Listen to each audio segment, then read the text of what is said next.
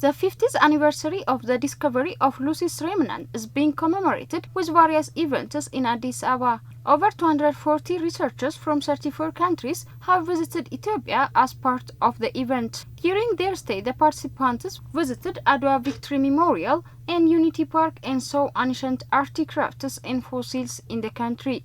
The visitors who spoke to Ethiopian news agency highlighted that Ethiopia's name, land of origin, appropriately describes the country due to its significance in human origins and its ancient history. A researcher at the Department of Biology at Stockton University in the United States, Professor Margaret Lewis, mentioned about the researches that have conducted in Ethiopia, particularly in the Afar area since 1997. Absolutely, Ethiopia is definitely the land of origins of so many things, and Lucy really changed our understanding of human evolution and origins of peoples. And I know, because I work on the carnivores that are found alongside Lucy, that understanding who she was and what the environment was like, it tells us a lot about the world today. So she has a message for us, I think, that carries on, in terms of understanding climate change and how survival in the changing environments that we have.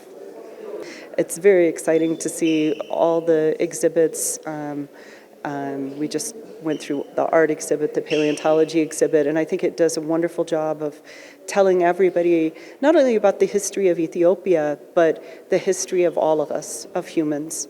According to her, Lucy's discovery tells the fact how this world looks like today in terms of understanding climate change and the changing environment. A Tanzanian anthropologist, Professor Jackson Naju, for his part, affirmed that Ethiopia is pertinently referred to as the land of origin based on the geological study of time cycles and age sequences.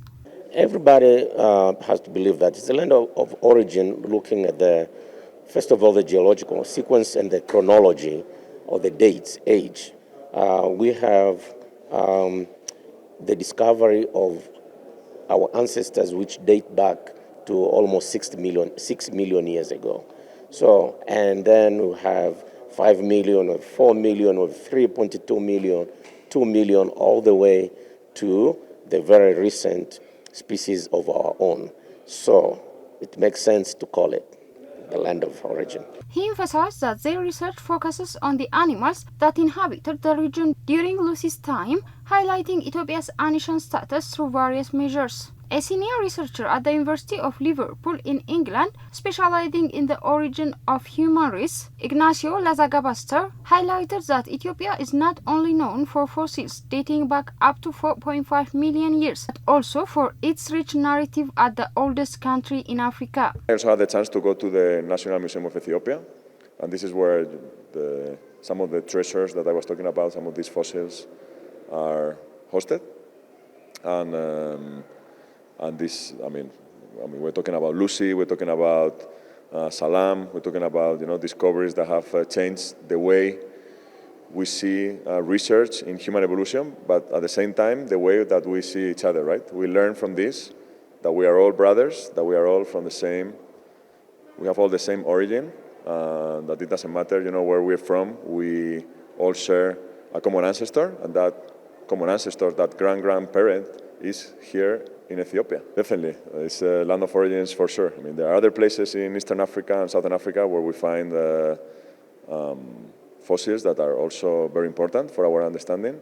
But Ethiopia is, for many reasons, not only for these old fossils, but also for other archaeological treasures. He further appreciated the origin of institutions that preserve the history of early human origins in Ethiopia, such as the National Museum. Appreciating the way the institutions that contain the history of the early human race in Ethiopia, including the National Museum, are organized, he said that Ethiopia is an ancient country not only in fossils but also in other archaeological fields. The 3.2 million year old human remains, famously known as Lucy or Dinknesh, were discovered in November 24, 1974 in the Afar region at the site called Hadar.